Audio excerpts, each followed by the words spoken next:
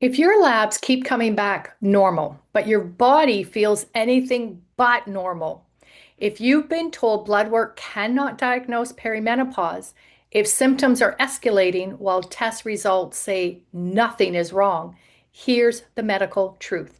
Standard labs often fail to capture what is happening in perimenopause, not because nothing is happening, but because the wrong labs are being ordered, interpreted in isolation, or timed incorrectly. Today, we're going to walk through which labs actually matter in perimenopause, what each one tells you physiologically, and what symptoms must always be interpreted alongside numbers. Welcome to the Menopause Map Minute. I'm Cynthia Penner, Menopause Health Coach and author of the Menopause Map book series.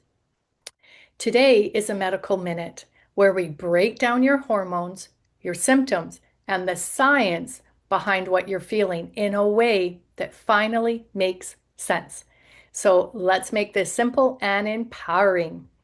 Why does standard labs often miss perimenopause? Perimenopause is not defined by low estrogen alone. It is defined by hormonal volatility.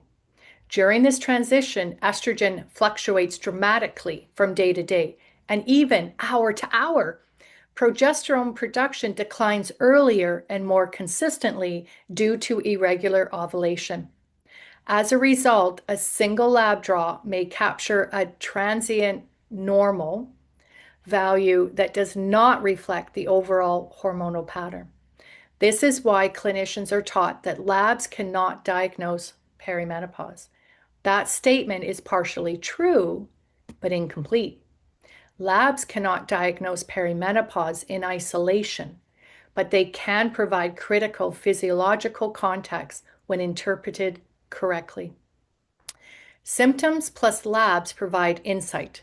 Symptoms alone are subjective. Labs alone are incomplete. Time for a science snapshot. The problem with single point hormone testing. Hormone levels in perimenopause are not stable baselines. Estradiol can spike higher than reproductive years. They crash rapidly.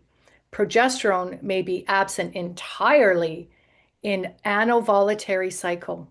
A blood draw reflects only a moment in time, not the pattern. This is why the normal range does not equal normal function. Core hormone labs to request and their purpose. When labs are ordered, they should answer specific questions. Estradiol, or your E2 estrogen. This reflects circulating estrogen at the time of testing.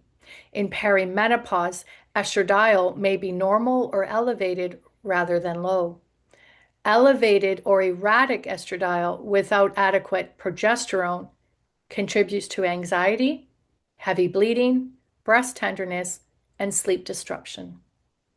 Progesterone. Low progesterone is one of the earliest biochemical changes in perimenopause. It reflects ovulatory consistency rather than ovarian failure.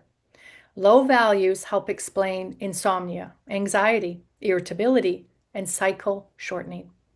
Your FSH, or your follicle stimulating hormone. FSH reflects ovarian responsiveness.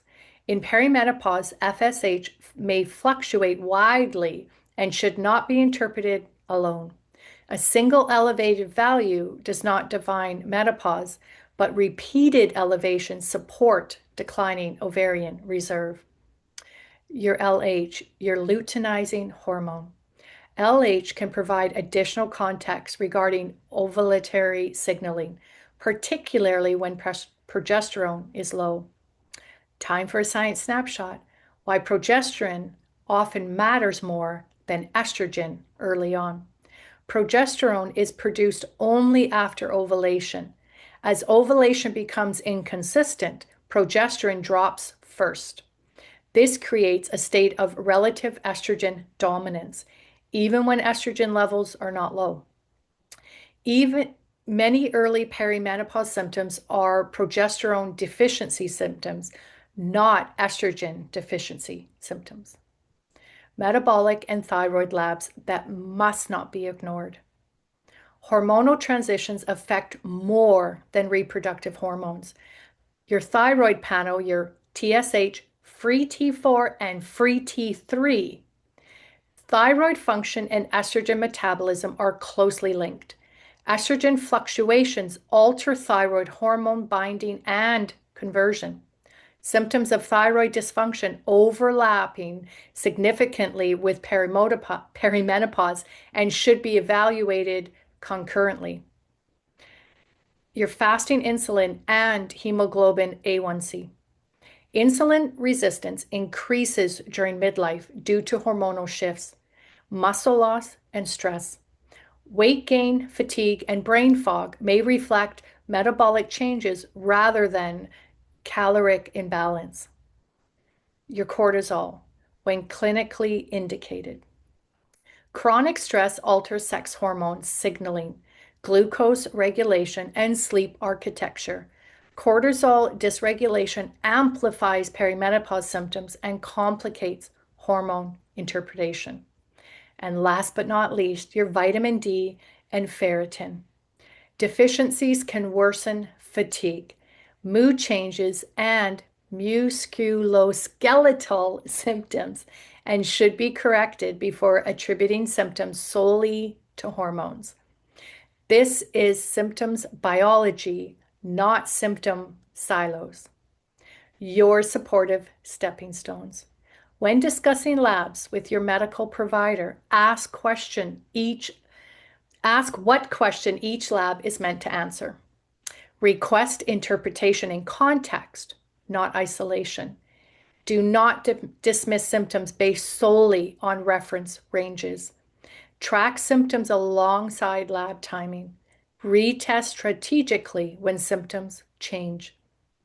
Labs do not replace clinical judgment, they support it. Understanding your physiology allows for targeted, appropriate intervention rather than trial and error care. If this episode helped you feel seen and supported, don't forget to like, comment, subscribe so you never miss a new Menopause Map Minute, because understanding yourself inside and out is how you flourish through menopause.